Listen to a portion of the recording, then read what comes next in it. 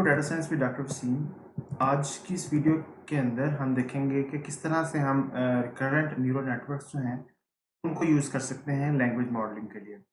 Last video के अंदर हमने देखा था कि रिकरेंट न्यूरल नेटवर्क्स जो हैं वो किस तरह से काम करते हैं और किस तरह से वो सीक्वेंस डाटा को प्रोसेस करने के लिए हम यूज़ करते हैं। तो आज की जो वीडियो है इसके लर्निंग ऑब्जेक्टिव्स में सबसे पहले हम ये देखेंगे कि लैंग्वेज मॉडलिंग बेसिकली क्या होती है। सेकेंडली हम ये देखेंगे कि आरएनएन हम कैसे यूज़ कर सकते हैं लैंग्वेज मॉडलिंग के लिए, और इसके अलावा हम थोड़ा सा एक्सप्लोडिंग और वैनिशिंग ग्रेडियंट्स जो हैं उसको भी डिस्कस करेंगे इस वीडियो के अंदर। तो सबसे पहले starting with language modelling. Language modelling क्या होती है? आपने डिफरेंट एप्लीकेशंस देखी होंगी, मोबाइल एप्लीकेशंस या अदरवाइज जो कि स्पीच रिकग्निशन के लिए जो हैं वो डेवलप की जाती हैं। बेसिकली इन एप्लीकेशन का पर्पस क्या होता है कि आप जो भी बोल रहे हैं उसको स्पीच को कन्वर्ट करें टेक्स्ट के अंदर। ठीक है, टेक्स्ट जो कि एक्चुअली स्टोर किया जा सके मशीन के अंदर और मशीन उसको अंडरस्टैंड कर सके। ठीक है, तो स्पीच रिकग्निशन जो है उसके लिए लैंग्वेज मॉडलिंग जो है वो ज़रूरी होती है। और लैंग्वेज मॉडलिंग क्यों ज़रूरी होती है? लेट्स से मैं एक सेंटेंस जो है वो उटर करता हूँ, the Apple and pair salad. ठीक है, the Apple and pair salad. अब मैं हो सकता है कि मैंने कहा हो the Apple and pair salad. ठीक है, अब ये दोनों जो वर्ड्स हैं पेयर और पेयर, इनकी प्रोनाउंसिएशन जो है वो काफ़ी हद तक सिमिलर है। ठीक है, तो मशीन जो है या जब आपका सिस्टम जो है जो इसने स्पीच को रिकग्नाइज करना है वो ये किस तरह से डिफरेंशिएट करेगा कि एप्पल एंड पेयर सैलड जो है वो बोला गया है, या दूसरे वाला जो सेंटेंस है the Apple and pair salad जो है ये जो है स्पीकर ने इनमें से कौन सा वर्ड जो है वो बोला है। आपसे मैं पूछूं तो डेफिनेटली आप क्विकली इसको आइडेंटिफाई कर लेंगे। इस सेकंड वाला जो है वो करेक्ट जो है वो इसकी यहाँ पे बेस्ड ऑन द कॉन्टेक्स्ट कि एप्पल है और सैलड की बात हो रही है, तो सेकंड वाला जो पेयर है ये वाला वर्ड जो है ये यूज़ हुआ होगा। लेकिन सिस्टम कैसे इसको रिकग्नाइज करेगा, उसके लिए सिस्टम को एक लैंग्वेज मॉडल जो है उसकी ज़रूरत है। लैंग्वेज मॉडल जो है वो कुछ इस तरह से यूज़ होते हैं कि पहला जो सेंटेंस है उसके अकर होने की क्या प्रोबेबिलिटी है। ठीक है, हम लैंग्वेज मॉडल को यूज़ करते हुए ये कंप्यूट करते हैं कि पहला जो सेंटेंस है उसके अकर होने की क्या प्रोबेबिलिटी है, यानी कि जो भी पूरी वर्ड के अंदर सेंटेंसेस बोले गए हैं, बोले जा चुके हैं। लेट्स से हम विकिपीडिया को यूज़ करते हैं या डिफरेंट ऑनलाइन जो सोर्सेज अवेलेबल हैं उनको यूज़ करके हम अपना लैंग्वेज मॉडल डेवलप करते हैं, और उस लैंग्वेज मॉडल को हम ये दो सेंटेंसेस जो हैं ये एज इनपुट देते हैं और उनकी प्रोबेबिलिटी हम कंप्यूट करते हैं कि पहला सेंटेंस जो है उसके अकर होने की क्या प्रोबेबिलिटी है और जो सेकंड सेंटेंस है उसके अकर होने की क्या प्रोबेबिलिटी है। ठीक है, तो हम यहाँ पे अगर हमारा लैंग्वेज मॉडल जो है हमें ये बताता है कि जो दूसरा सेंटेंस है उसके अकर होने की जो प्रोबेबिलिटी है वो ज़्यादा है, तो दूसरा सेंटेंस जो है वो सिलेक्ट होगा स्पीच से टेक्स्ट में कन्वर्जन के लिए। ठीक है, तो इस तरह से लैंग्वेज मॉडल्स जो हैं वो हमें फैसिलिटेट करते हैं इस काम के लिए कि विदिन सिमिलर प्रोनाउंसिंग वर्ड्स वो आइडेंटिफाई कर सकते हैं कि कौन सा जो वर्ड है वो कौन सेंटेंस के लिए जो है वो ज़्यादा सूटेबल है। ठीक है, सो हमें बेसिकली क्या चाहिए कि ऐसा लैंग्वेज मॉडल चाहिए जो हमें गिवन अ सेंटेंस उसकी प्रोबेबिलिटी जो है वो कंप्यूट करके दे सके। सो हम इसको इस तरह से मॉडल करते हैं कि हमारे पास y1 y2 y up to yt जो है टी वाई जो उसकी लेंथ है सीक्वेंस की, वहाँ तक हमारे पास जो है वो सेंटेंस की लेंथ है और उसकी बेस पे हमने उसकी प्रोबेबिलिटी जो है वो कंप्यूट करनी है। ठीक है, तो लैंग्वेज मॉडलिंग हम आरएनएन को यूज़ करते हुए कैसे करेंगे? हमारे पास एक लार्ज कॉर्पस होगा इंग्लिश टेक्स्ट का। ठीक है, जो कि हम एज आ ट्रेनिंग डाटा के तौर पे जो है वो यूज़ करेंगे। और उसके बाद हमारे पास डेफिनेटली उस लार्ज इंग्लिश टेक्स्ट कॉर्पस के अंदर डिफरेंट सेंटेंसेस होंगे। जैसे कि ये एक सेंटेंस है, cats averages 15 hours of sleep a day, और उसमें हर सेंटेंस के एंड पे एंड ऑफ सेंटेंस एक टोकन जो है हम ऐड कर देंगे। इसी तरह से हमारे पास कुछ ऐसे सेंटेंसेस भी हो सकते हैं जिसमें कुछ अननोन वर्ड हों, क्योंकि हम जो डिक्शनरी डिफाइन करेंगे वो हमारी फिक्स्ड लेंथ की डिक्शनरी जो है वो होगी। तो उस फिक्स लेंथ की डिक्शनरी के अंदर हो सकता है कि कुछ वर्ड्स ऐसे हैं जो उस डिक्शनरी के अंदर एग्जिस्ट नहीं करते, तो उसके लिए हम अननोन टोकन जो है वो यूज़ करेंगे। और लैंग्वेज मॉडलिंग के अंदर हम क्या करते हैं बेसिकली कि जो वर्ड जनरेट हो रहा है करंट स्टेट का या करंट सीक्वेंस के अंदर, करंट पोजीशन के अंदर जो वर्ड जनरेट हो रहा है वो बेसिकली हम यूज़ करते हैं उससे अगले स्टेट के इनपुट के तौर पे। ठीक है, यानी X T is equal to Y T minus one. तो लेट्स से ये एक सेंटेंस है, cats averages 15 hours of sleep a day. तो इसको हम ट्रेनिंग जो है ट्रेनिंग किस तरह से करवा सकते हैं। लेट्स से ये जो वर्ड्स है डिक्शनरी, इसकी बेस पे हम एक डिक्शनरी बना लेते हैं और उस डिक्शनरी को जो है वो वन हॉट एनकोड कर लेते हैं। तो वन हॉट एनकोडिंग जो है वो हम अपने अपने मॉडल को, जो RNN मॉडल है, उसको ट्रेनिंग के लिए वन हॉट एनकोडिंग जो है वो वर्ड्स एज इनपुट जो है वो प्रोवाइड करेंगे। तो उसमें हम कैट्स का जो वर्ड है वो फर्स्ट इनपुट के तौर पे हम प्रोवाइड करेंगे। एवरेजेस का जो वर्ड है वो दूसरे पोजीशन पे हम एज इनपुट जो है वो प्रोवाइड करेंगे ट्रेनिंग के वक्त। ठीक है, ट्रेनिंग के वक्त हम जो पिछला आउटपुट है उसको अगले इनपुट के लिए यूज़ नहीं करेंगे।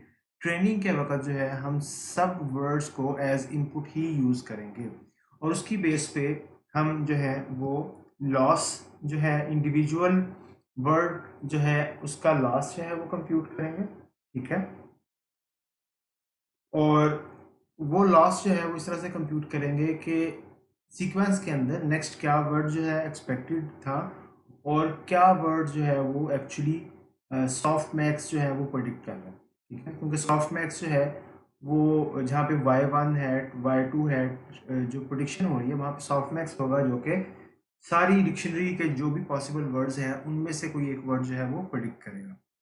तो जो सॉफ्ट मैक्स का लॉस फंक्शन है वही लॉस फंक्शन हम यहाँ पे यूज़ करेंगे और हम इंडिविजुअल सीक्वेंस की इंडिविजुअल स्टेट्स के लिए लॉस जो है वो कंप्यूट कर लेंगे और इसी तरह से हम उस लॉस को जो है वो सम कर लेंगे टी जो सीक्वेंस के अंदर जो वर्ड्स हैं उन सब वर्ड्स के लिए। तो हमारे पास टोटल लॉस जो है वो आ जाएगा और उसकी बेस पे हम फिर जो है ऑप्टिमाइजेशन जो है वो ग्रेडियंट डिसेंट को यूज़ करते हुए वेट्स को जो है वो एडजस्ट करेंगे। वंस हमने ट्रेनिंग करवा ली तो नेक्स्ट नेक्स्ट हमारा जो काम है that is sampling a sequence from a trend RNN। ठीक है, हम सैंपल करेंगे सीक्वेंस फ्रॉम ट्रेंड RNN। ठीक है, लेट्स से हम x1 के तौर पे जो है वो कुछ भी इनपुट नहीं करते और सॉफ्ट मैक्स जो है वो हमें डिक्शनरी में से डिफरेंट वर्ड्स जो हैं उनकी प्रोबेबिलिटीज़ जो हैं वो हमें प्रेडिक्शन करके देता है कि फर्स्ट वर्ड जो है वो किसी वर्ड का फर्स्ट वर्ड होने के क्या प्रोबेबिलिटी है, क्या चांसेस हैं। वो जो वर्ड प्रेडिक्ट होता है वो हम एज इनपुट देते हैं दूसरे स्टेप पे। ठीक है, दूसरे स्टेप पे जब हम वो वर्ड इनपुट देते हैं तो उसके नतीजे में सीक्वेंस का दूसरा वर्ड जो है वो जनरेट होता है। ठीक है, इसी तरह से सीक्वेंस का तीसरा वर्ड हम जनरेट करते हैं और वो हम बेसिकली सैंपल करते हैं जो भी प्रोबेबिलिटीज़ आती हैं सॉफ्टमैक्स जो प्रोडिक्शन करता है उसमें जो भी वर्ड्स आ रहे हैं उसमें से हम सैंपल करते हैं कि रैंडमली हम सेलेक्ट करते हैं एक वर्ड। ठीक है, कि दूसरे वर्ड होने के चांसेस जब आते हैं तो उनमें से हम एक वर्ड सेलेक्ट करते हैं तो दूसरा वर्ड बन जाता है। इसी तरह से तीसरा वर्ड जो है वो जो है वो बन जाता है। तो इस तरह से टेक्स्ट जनरेशन जो है वो होती है। तो इंटरेस्टिंगली सीक्वेंस जनरेशन अगर हम इस तरह से ट्रेनिंग करवा के और सीक्वेंस जनरेशन करें तो अगर हमने अपना आरएनएन जो है वो न्यूज़ लाइक आर्टिकल्स पे करवाया है ट्रेनिंग उसकी, तो उसकी जो टेक्स्ट जनरेशन है वो भी न्यूज़ लाइक टेक्स्ट ही जनरेट होगा। ठीक है।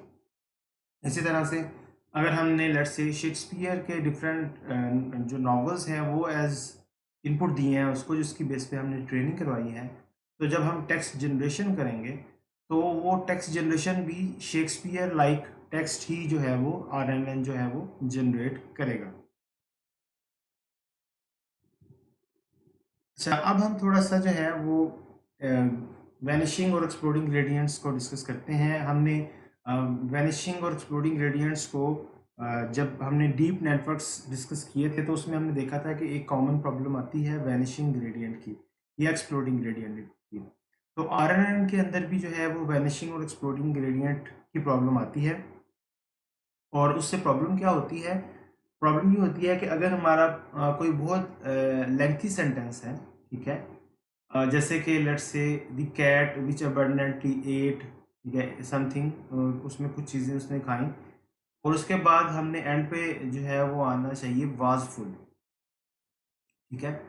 तो इसी तरह से अगर लेट्स से इसी के मुकाबले में एक दूसरा सेंटेंस होता है, कॉर्पस के अंदर है the cats which abundantly at different things, ठीक है, और उसके बाद जब वो सेंटेंस खत्म होता है तो हम वहाँ पे ये आना चाहिए बेसिकली कि वर फुल।